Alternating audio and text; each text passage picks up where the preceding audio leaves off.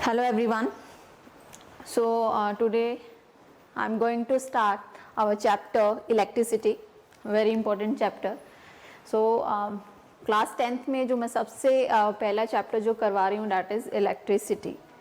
Electricity देखिए हमने science में बहुत सारी डिस्कवरीज की हैं, मुझे सबसे इम्पॉर्टेंट और सबसे बड़ी जो डिस्कवरी है that is इलेक्ट्रिसिटी. अगर आप इलेक्ट्रिसिटी देखें तो आपको जहाँ पे भी आप हैं आपको इलेक्ट्रिसिटी के एग्जाम्पल दिख जाएंगे. आपके घर में आपकी जो वायर है current carrying wire, that is also the example of electricity, a big example. आपका टीवी, ठीक है, आपकी जो टॉर्च है उसमें जो सेल है that is the example of electricity.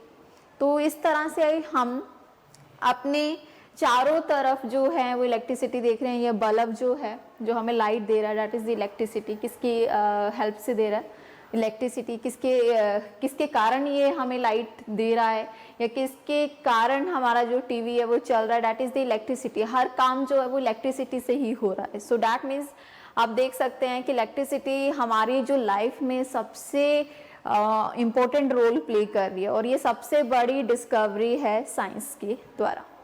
आज हम इलेक्ट्रिसिटी इस चैप्टर में हम सब टर्म्स यहाँ पे स्टडी करेंगे. तो चलिए स्टार्ट करते हैं electricity. Electricity, what is electricity? अगर हम इलेक्ट्रिसिटी की बात करें, यहाँ पे मैंने इसको दो टाइप्स में डिवाइड किया है, static electricity and the current electricity. तो सबसे पहले इलेक्ट्रिसिटी देखते हैं कि इलेक्ट्रिसिटी क्या है. Electricity is the study of charges. Charges की स्टडी को हम क्या कहेंगे? इलेक्ट्रिसिटी कहेंगे. स्टडी ऑफ चार्जेस, ठीक है. So this is the electricity, study of charges. यहाँ पे हम चार्जेस के बारे में पढ़ेंगे, ठीक है.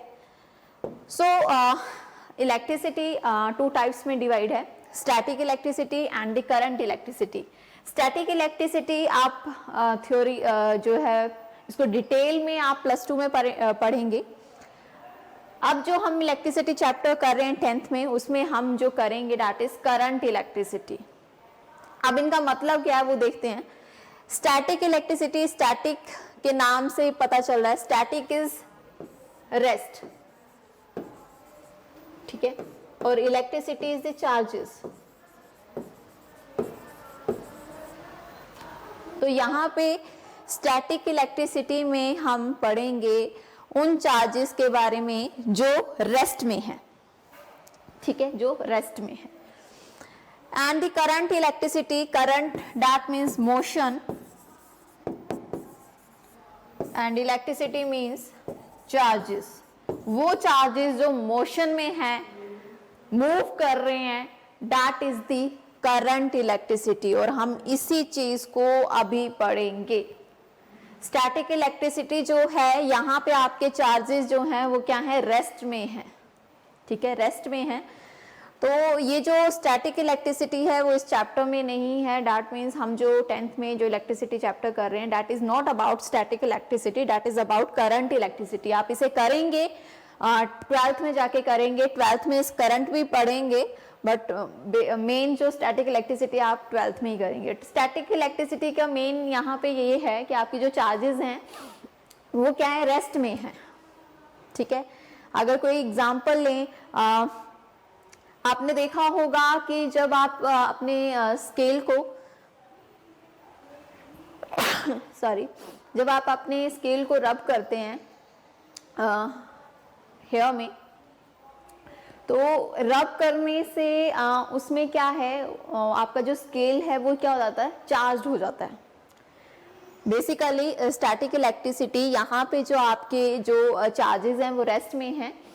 तो यहाँ पे आपके चार्जेस एक ही पोजीशन में रहेंगे, एक ही जगह रहेंगे, मूव नहीं करेंगे. तो स्केल जो है that is the insulator. Insulator है आपका स्केल. जब आपने उसको अपने बालों में रब किया तो उसमें क्या हो गया? वो चार्ज हो गया. उसी की वजह से जब आप उसको पेपर जो छोटे पेपर के ऊपर रखते हैं तो वो अपने पेपर्स को अपनी तरफ अट्रैक्ट करता है। वो इसलिए कि क्योंकि वो चार्ज हो जाता है। चार्ज इसलिए हो जाता है कि जब हम उस स्केल को बालों में रब करते हैं तो वहां पे जो आपके चार्जेस हैं वो क्या हो जाते हैं, ट्रांसफर हो जाते हैं। आपके बालों से जो चार्जेस हैं वो आपके स्केल में चले जाते हैं, इंसुलेटर में चले जाते हैं, एक जगह इकट्ठे हो जाते हैं और उसी वजह से वो जो कागज के जो टुकड़े हैं वो उससे चिपकते हैं। दैट इज द चार्ज वहां चला जाता है। तो that is the static electricity. वो एक स्टैटिक इलेक्ट्रिसिटी का एग्जांपल है। तो इसे हम आगे करेंगे। अब हम करेंगे बात करंट इलेक्ट्रिसिटी की। करंट इलेक्ट्रिसिटी में अब आपके जो चार्जेस हैं वो मोशन में होंगे, मींस उनमें मूवमेंट होगी, उसी से ही आपकी जो है इलेक्ट्रिसिटी जो है आप आगे देख पाएंगे। चलिए next is conductor and insulators. मैंने अभी कंडक्टर इंसुलेटर की बात की थी, ठीक है। तो कंडक्टर इंसुलेटर्स क्या हैं? Those material that allow charges to flow through them. हमने देखा है कि हम जो अपने करंट कैरिंग वायर जो आप अपने घर में देखते हैं, दैट इज मेटल, वो मेटल है। तो मेटल क्यों यूज कर रहे हैं हम वहां पे प्लास्टिक क्यों नहीं यूज कर रहे, रबर क्यों नहीं यूज कर रहे, या कोई और अदर इंसुलेटर मटेरियल क्यों नहीं यूज कर रहे? बिकॉज हम कंडक्टर इसलिए यूज कर रहे हैं क्योंकि कंडक्टर क्या है, जिनमें आपके चार्जेस जो हैं वो फ्लो कर रहे हैं।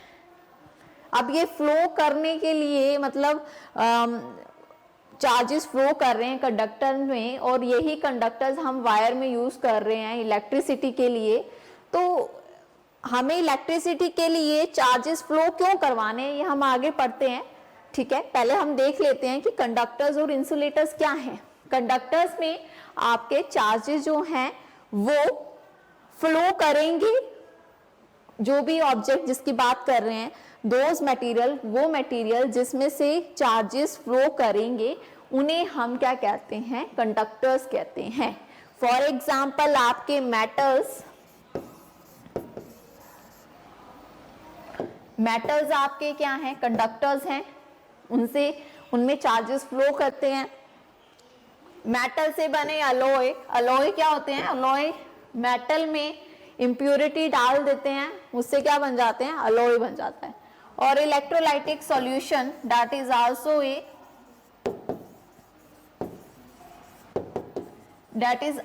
A conductor. वो क्या है, वो भी क्या है, कंडक्टर है। इलेक्ट्रोलाइटिक सॉल्यूशन की बात करें तो साल्ट सॉल्यूशन, एसिड, बेस, ये सब क्या है, ये इलेक्ट्रोलाइटिक सॉल्यूशन है। ये क्या है, कंडक्टर्स हैं, इनमें से चार्ज फ्लो आपके करेंगे। Whereas insulator materials that do not allow charges to flow through them, insulator में आपके चार्जेस फ्लो नहीं करेंगे। फॉर एग्जाम्पल प्लास्टिक आपका नॉन मेटल आ जाएगा यहाँ पे, नॉन मेटल्स, रबर, ग्लास, ये सब क्या है, इंसुलेटर्स हैं। अब नॉन मेटल्स की बात की जाए, नॉन मेटल्स इंसुलेटर्स में आते हैं, दैट मीन्स उसमें आपका चार्जेस जो है फ्लो नहीं करता। बट एक एक्सेप्शनल केस है, नॉन मेटल, एक ऐसा नॉन मेटल जो conductor, as a conductor act कर रहा है। एक क्वेश्चन आ सकता है, name non metal which is a good conductor of electricity, that is a graphite. Exceptional case है। वैसे नॉन मेटल्स आपके इंसुलेटर्स में आते हैं, इंसुलेटर्स जिसमें चार्ज फ्लो नहीं करेगा, तो इलेक्ट्रिसिटी फ्लो नहीं होगी। बट एक एक्सेप्शनल केस है नॉन मेटल्स में, that is graphite, that is ए, वो आपका क्या है, वो आपका कंडक्टर है, उसमें चार्ज फ्लो करता है। तो ये आपने ध्यान में रखना है। सो इंसुलेटर, कंडक्टर्स, इन सभी में आपको डिफरेंस पता चल गया है। आगे चलते हैं। इलेक्ट्रिक चार्जेस को आगे मैं डिटेल में पढ़ाऊंगी, बट अभी यहाँ पे थोड़ा सा ये कॉन्सेप्ट मैंने लिया है बिकॉज आगे जो मैं पढ़ाने जा रही हूँ उसमें थोड़ा इसका यूज है। So electric charges, a property associated with object due to which they show electrical and magnetic phenomena is called charge. Charge क्या है, ये ऑब्जेक्ट की वो प्रॉपर्टी है जिसके द्वारा हमें उसमें मैग्नेटिक और इलेक्ट्रिकल फिनोमिना दिखता है, उसे हम क्या कहते हैं, चार्ज कहते हैं। ठीक है, तो चार्ज, अगर कोई भी ऑब्जेक्ट है जिसमें आपको इलेक्ट्रिकल या मैग्नेटिक कोई फिनोमिना दिख रहा है, जैसे अभी मैंने आपको बात बताई थी स्केल, आपने जब उसको रब किया, आपने उसको कागज के टुकड़ों के ऊपर रखा, तो वो कागज जो है वो उसकी तरफ क्या हो गया, अट्रैक्ट हो गए, तो यहाँ पे मैग्नेटिक फिनोमिना शो हो रहा है। सो दैट मीन्स यहाँ पे वो क्या है, चार्ज है, चार्ज उसमें बने, उसी से ही क्या हुआ, वो चिपक गए। सो this is the electric charge. ठीक है, अब चार्ज जो है वो दो तरह के होते हैं, पॉजिटिव एंड नेगेटिव। हमारे जो चार्ज हैं वो दो तरह के हैं, पॉजिटिव एंड नेगेटिव। ओके, ये एटम का स्ट्रक्चर है। अब 4 से आगे मैं सीधे एटम के स्ट्रक्चर में इसलिए आ गई कि जो चार्ज है, जो पॉजिटिव नेगेटिव है, वो इन्हीं की बात हो रही है यहाँ पे। अब हमारे सराउंडिंग में हर एक चीज, कोई भी चीज की बात करें तो वो एटम से बनी है। ठीक है, एटम्स क्या हैं, एटम्स इस तरह का स्ट्रक्चर आप देखेंगे जिसमें आपको इलेक्ट्रॉन्स, प्रोटॉन्स, न्यूट्रॉन्स, न्यूक्लियस, ये सब है। ये किस में है, एटम्स में है। ठीक है, एटम्स आपको हर एक ऑब्जेक्ट में मिलेगा, बिकॉज हर एक चीज एटम से बनी है।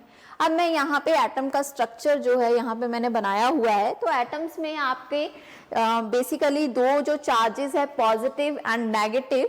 तो जो पॉजिटिव चार्जेस हैं उसे हम कहते हैं प्रोटॉन, और जो नेगेटिव चार्जेस है उसे हम कहते हैं इलेक्ट्रॉन। ठीक है, दो चार्जेस हैं, positive and negative. Positive proton कहते हैं और नेगेटिव को हम इलेक्ट्रॉन कहते हैं। तो एटम का स्ट्रक्चर क्या है, एटम के स्ट्रक्चर में बीच में जो ये है, इसे हम कहते हैं न्यूक्लियस। This is nucleus. जो न्यूक्लियस है उसमें ही आपका प्रोटॉन होते हैं। यहाँ पे आपके सभी प्रोटॉन, पॉजिटिव साइन जो चार्जेस हैं, वो यहाँ पे न्यूक्लियस में होल्ड करते हैं। एक और यहाँ पे चीज होती है, दैट इज न्यूट्रॉन्स। उनमें कोई चार्ज नहीं होता, वो न्यूक्लियस यहीं पे ही होल्ड करते हैं। सो बेसिकली न्यूक्लियस जो है वो प्रोटॉन को होल्ड करके रखा हुआ है। अगर आप इसके ये वाइट, ये जो देख रहे हैं, ये क्या है, ये इलेक्ट्रॉन्स हैं। ये आपके एटम के स्ट्रक्चर में न्यूक्लियस के चारों तरफ ये घूमते हैं, इन्हें हम क्या कहते हैं, इलेक्ट्रॉन कहते हैं। अब ये जो इलेक्ट्रॉन्स हैं ये इस तरह से अपने एक ऑर्बिटल पाथ में क्या कर रहे हैं, रोटेट कर रहे हैं। अब जैसे कि आपको पता है, unlike charges attract each other, तो यहाँ पे पॉजिटिव जो चार्ज है वो यहाँ पे है और नेगेटिव चार्ज यहाँ पे है बाहर। ठीक है, अब जैसे कि ये पॉजिटिव और नेगेटिव चार्जेस एक दूसरे को अट्रैक्ट कर रहे हैं, तो इसका मतलब तो ये होना चाहिए कि ये तो सारे इलेक्ट्रॉन्स यहाँ चिपक जाने चाहिए, बिकॉज यहाँ पे अगर पॉजिटिव प्रोटॉन्स हमारे यहाँ पे न्यूक्लियस में हैं, यहाँ पे हैं, तो इलेक्ट्रॉन सारे इसके साथ चिपके होने चाहिए। बट ऐसा नहीं है। ऐसा इसलिए है क्योंकि यहाँ पे आपकी इलेक्ट्रिकल फोर्सेस है, ठीक है, अट्रैक्टिव फोर्स है, जिसकी वजह से ये आप एक ये इलेक्ट्रॉन्स जो हैं ये अपने एक पाथ में घूम रहे हैं। ठीक है, एक अगर आपने देखा होगा आपके सोलर सिस्टम में सन जो है वो बीच में है और बाकी जो प्लैनेट्स हैं वो उसके चारों तरफ घूम रहे हैं। वो किस लिए, क्योंकि जो आपकी जो अर्थ से जो ग्रेविटेशनल फोर्स जो पैदा हो रही है, उससे एक सेंट्रीफ्यूगल फोर्स पैदा हो रही है, जिसकी वजह से हर एक प्लैनेट जो है वो अपनी एक पोजीशन में रोटेट कर रहा है। उसको हम आगे डिटेल में पढ़ेंगे, बट यहाँ पे हम स्ट्रक्चर की बात कर रहे हैं। तो स्ट्रक्चर इस तरह से होता है कि एटम में जो न्यूक्लियस है वो बीच में, यहीं पे प्रोटॉन्स होल्ड करता है न्यूक्लियस, और इलेक्ट्रॉन्स इसके चारों तरफ घूमते हैं। ठीक है, अब जैसे कि मैंने एग्जांपल लिया था कि हम जब स्केल को रब कर रहे थे हेयर में, तो वहाँ पे क्या हो रहा था, हमारे जो चार्जेस हैं वो ट्रांसफर हो रहे थे। ट्रांसफर होने से वहां पे आपका जो स्केल है उसमें क्या हो गया, चार्जेस पैदा हो गए। चार्जेस पैदा नहीं हुए मींस बन गए और उनसे आपके कागज के टुकड़े जो थे वो अट्रैक्ट हो गए, चिपक गए।